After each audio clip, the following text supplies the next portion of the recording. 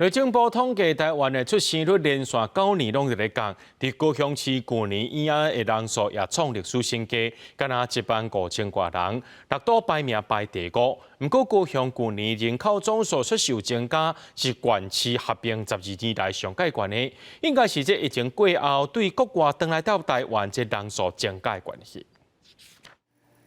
台湾少子化问题愈来愈严重，为2020年开始，连续3年人口是负成长。高雄市嘛有同款问题，为108年开始，出生红婴仔各有19000外人，刷落来逐年一直减，到去年112年，红婴仔干那15805人，是历史以来上低。虽望政府一直咧杀饲囝的政策，毋过家长煞感受袂到。政府是有补助，毋过。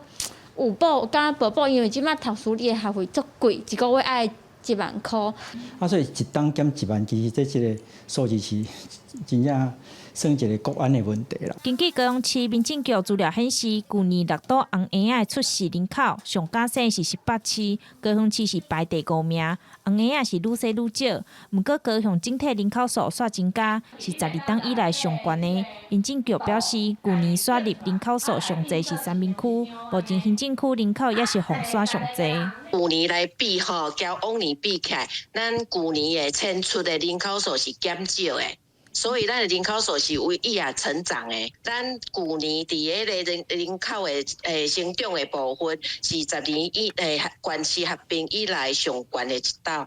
即马各县市拢推萨饲囝政策，高雄市政府今年嘛宣布，毋若提悬生育的补助，放零生育津贴的对象，产检坐车各嘛延长时间，毋望会当提悬生育率，来减轻家长的负担。